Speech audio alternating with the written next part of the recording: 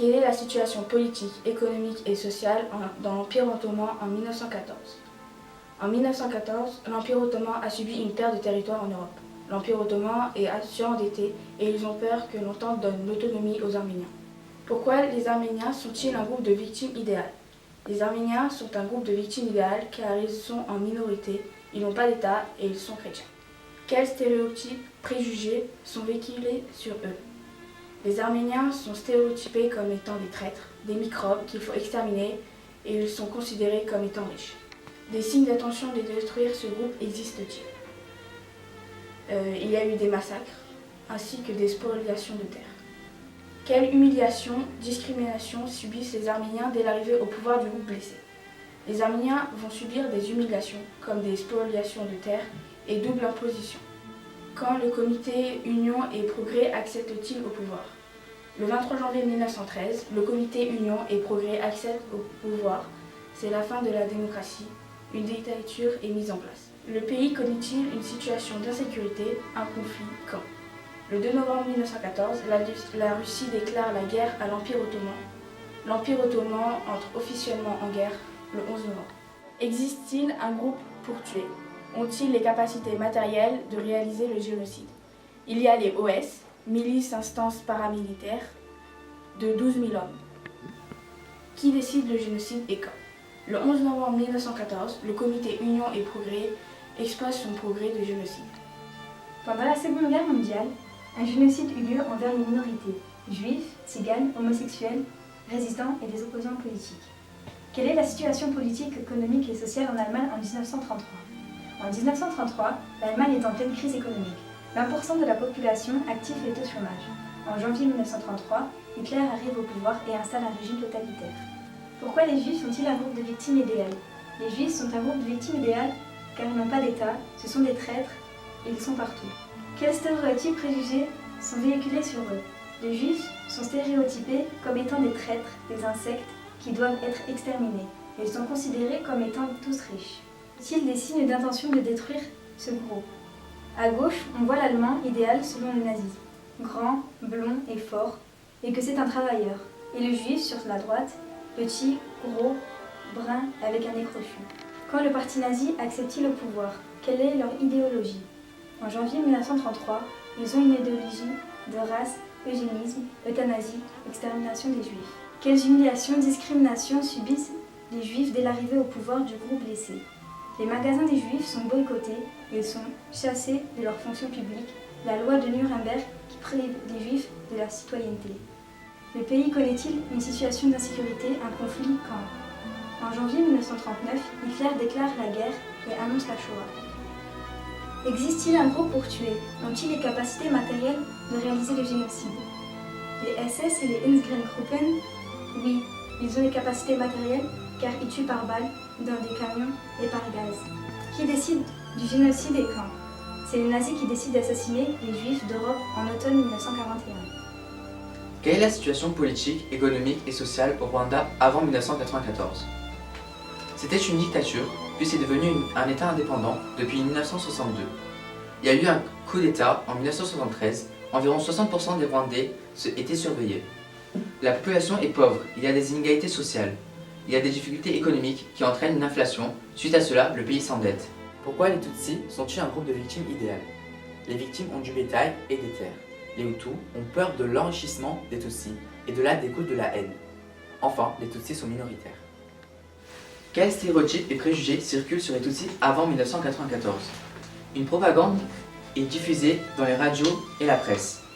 Il y a une manipulation de masse. Les Tutsis sont décrits comme des cafards, des voleurs, des riches. Les propagandes Hutus disent que les Tutsis complotent contre eux. Les Tutsis sont donc considérés comme des ennemis.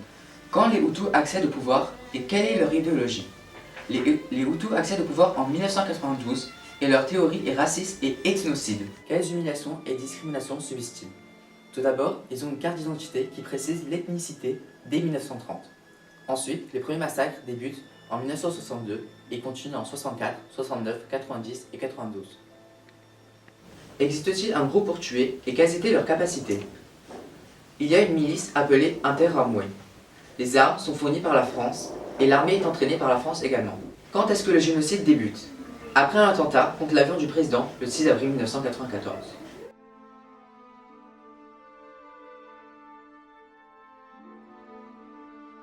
Où se trouve l'Empire ottoman à la veille de la Première Guerre mondiale?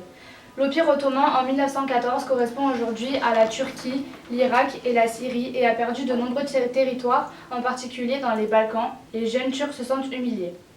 Où vivent les Arméniens à la veille de la Première Guerre mondiale?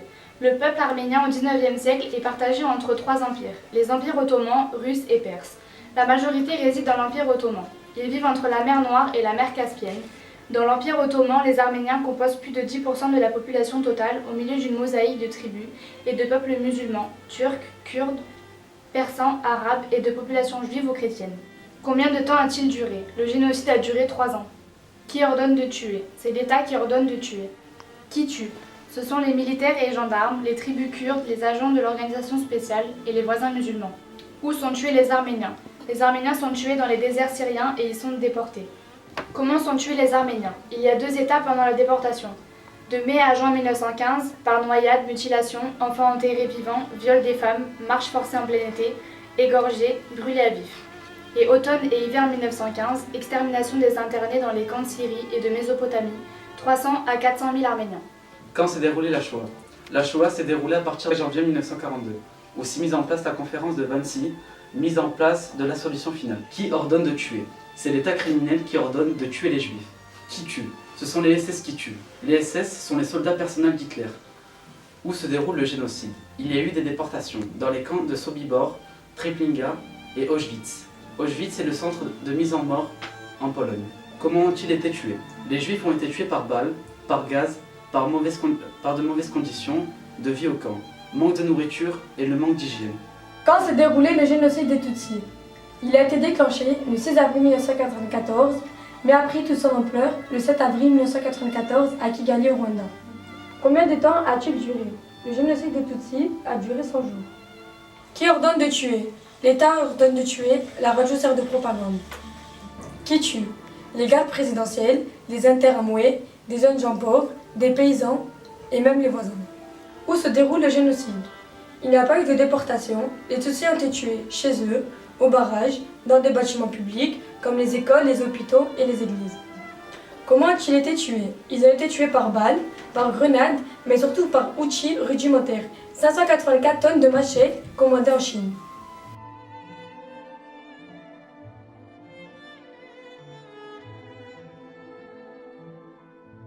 Quel est le bilan du génocide? Le génocide arménien a fait 1,3 million de morts. Il y a eu 20 000 soldats tués par petits groupes et des dizaines de milliers d'hommes massacrés en 1915. Combien il y a eu de déportés? 1 40 780 Arméniens, femmes, enfants et vieillards sont déportés. Près de 400 000 personnes sont mortes dans les camps. Quand le génocide a été reconnu? La reconnaissance du génocide a eu lieu après la Seconde Guerre mondiale. Le génocide est-il nié? Par qui? Les Turcs nient ce génocide en prétendant que c'était une simple guerre. Quel est le bilan de ce génocide? Le génocide a fait 5,1 millions de morts. Y a-t-il eu des procès contre les génocidaires? Oui, il y a eu le procès de Nuremberg. Le génocide est-il nié? Oui, il est nié. Le génocide fut nié par les antisionistes et certains génocidaires. Après le génocide, quand le génocide a-t-il été reconnu? Y a-t-il eu des procès contre les génocidaires? Le génocide au Rwanda a fait 1 million de morts en 100 jours. En novembre 1994, le Conseil de sécurité instaure le tribunal pénal international au Rwanda. À partir de 2001, il apparaît des tribunaux populaires. L'inspiration traditionnelle, les gachacha. En 10 ans, près de 2 millions de dossiers et condamnent 800 000 personnes pour leur participation directe aux tueries et aux viols. Le génocide est-il nié par qui? Les assassins nient, mais aussi le gouvernement français.